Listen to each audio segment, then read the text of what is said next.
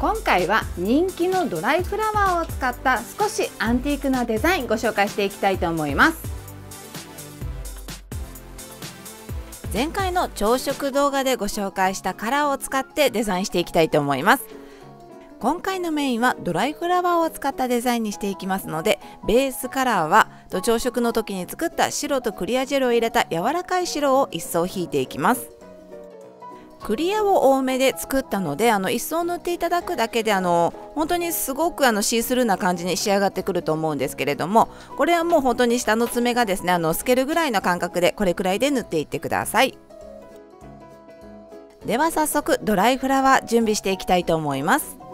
今回のデザインにはエスミントのものを使っていくんですが、このエスミントのものはお花自体が結構薄いのとか濃いのとかがですね混じって入っているので、ニュアンスデザインとかにはすごく使いやすいと思います。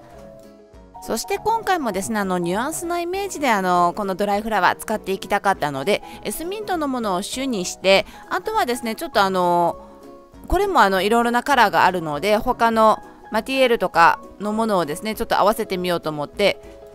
用意をしたんですけれども、やっぱりこのエスミントのものがですね一番本当に薄いものから濃いものまでいろいろ入っているので、これでですね使っていきたいと思います。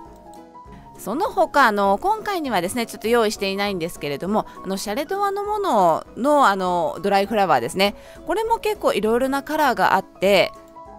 お花自体が結構しっかりしていて、大きいものもですね小さいものもというような感じでいろいろなものが揃っているので、シャレドアのものは結構おすすめだと思います。そしてドライフラワーも使い方いろいろなんですけれども、今回はですねこの茎のところまで使っていきたいので、茎を長めに取ってこんな風に用意しておいてください。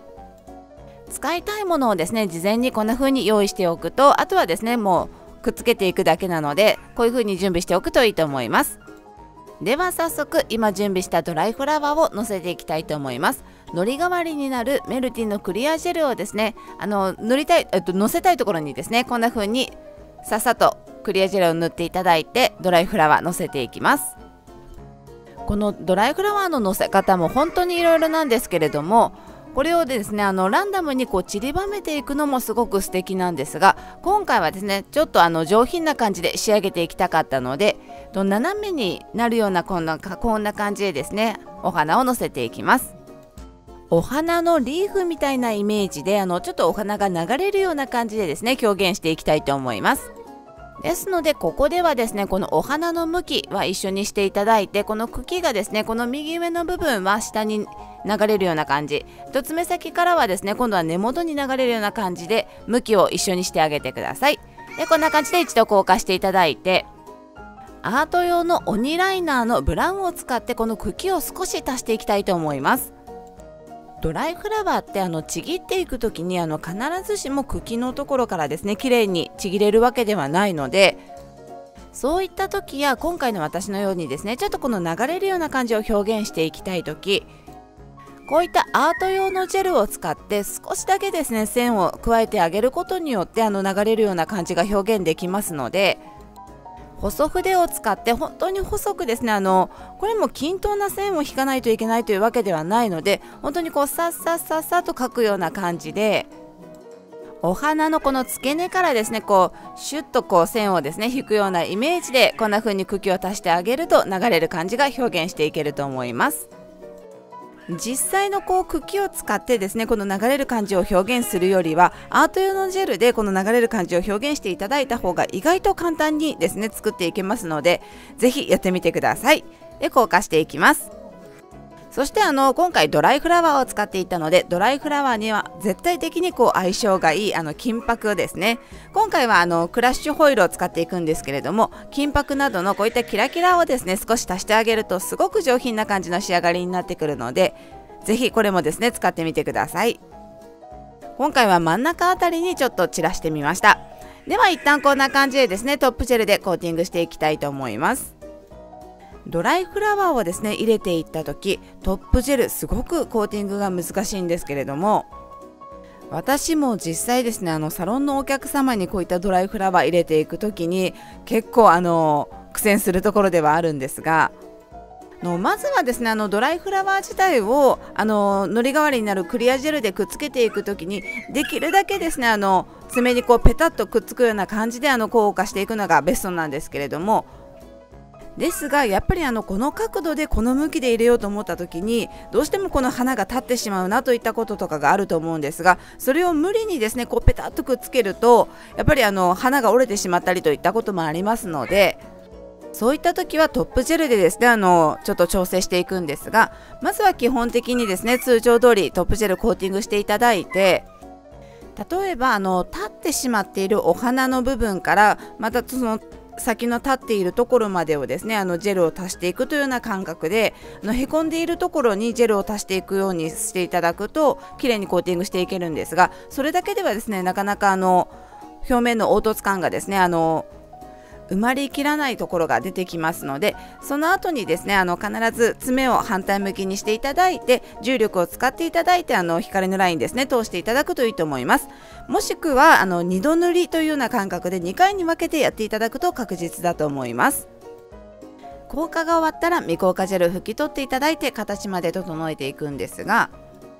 やっぱりこのドライフラワーなのでトップジェルで補いきれなかったこのちょっとですね出っ張ってしまう部分とかあると思うんですけれども、そういったものはこのファイルの整えの時にですね少し表面を整えていただければ問題ないと思います。では続いて表面をですねマット仕上げにしていきたいと思います。全体的にきれいにですねコーティングしていってください。このドライフラワーのデザインマット仕上げにすることによってこれもですねすごくいい感じの引き立て感がですね出てきますので、マット仕上げもすごくおすすめです。では続いてここにですね私のお気に入りネイルダウンのミラーセットを使ってミラーアクセサリー入れていきたいと思います。ドライフラワーを右斜め上と左下にですね流れるような感じで入れていったので、このミラーアクセサリーは左の今度逆側ですね、ドライフラワーと逆側のこの斜めになるような感じで入れていきたいと思います。このミラーアクセサリーのこの形ラインとかもですね本当にいろいろなんですけれども、今回はただのラインではなくてですねドライフラワーも流れるような感じで入れていったのと、あとはですね少しちょっとアンティークっぽくも仕上げていきたかったのでうねりラインとかをですね入れてアンティーク感を出していきたいと思います。うねりラインを入れていくときはこの一度でですねまずベースのこのラインのところ、そして2度目のこのうねりのラインというところをですねいっぺんにやっていくのではなく1段目2段目というような感じで2回に分けてやっていただくといいと思います。そして今はですね今度はこの上の部分を作っていったんですが、続いて今度下の部分をですね作っていきます。これも上の部分とこの下の部分をですね分けてやっていくといいと思います。アイシングジェルは結構固めのジェルなのでこのラインをですねこの重なるような感じで描いていただいてもそこまでジュワーンとなるような感覚はないのでいっぺんに描いていただいてもいいんですが、やっぱりくっきりとしたラインを出していきたい時には2回に分けてやっていただくといいと思います。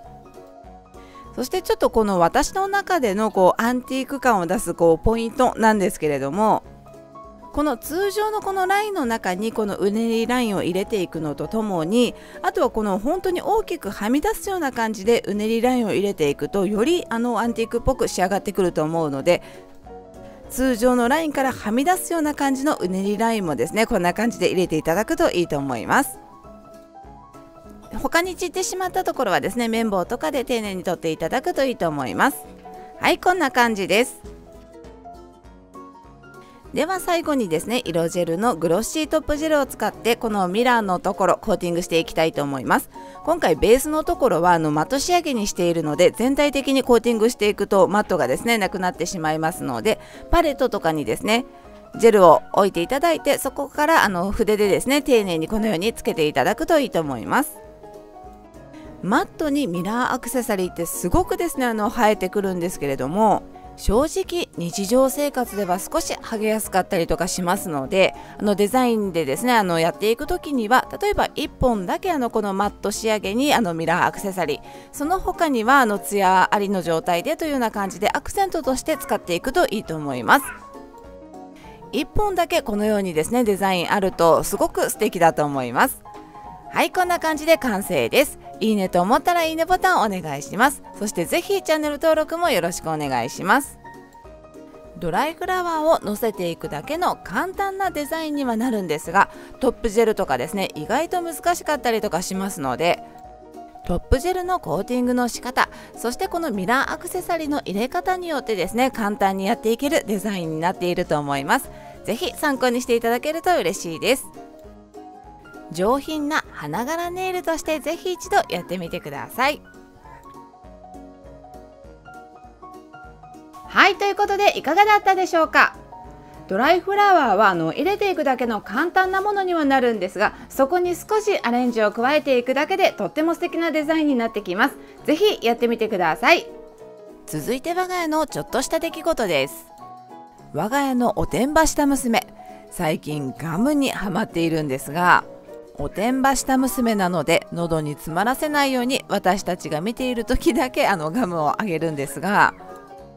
噛んでいるうちにガムが伸びることに気がついたみたいで、ガムを一生懸命伸ばして遊んでいたので、ガムで風船ができるんだよと言って教えてあげたんですけれども、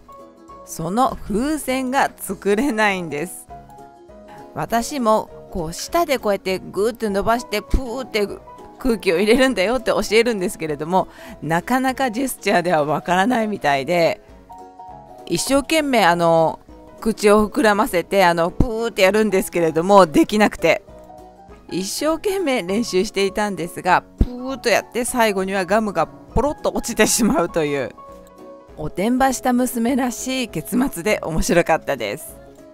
続いて最近はまたさらにですね何でも一人でやりたがるので、今度は自分の爪を自分で切りたいと言い出したんです。今までは爪が伸びてきたら私が切ってあげていたんですが、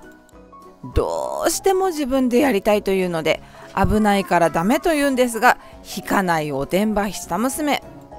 仕方なくもう私が見ている中で1本だけやらせてあげたんですけれども、一生懸命丁寧にやっていました。ですが結局これも最後のところがカットしきれず歯で噛むという、何でも一人でやりたいというのはいいことなんですが、危ないことだけは本当におてんばした娘なので、なんとか分かってもらいたいところです。今度は何を言い出すのか毎日ハラハラしています。以上、我が家のちょっとした出来事でした。それでは今回も最後までお付き合いありがとうございました。何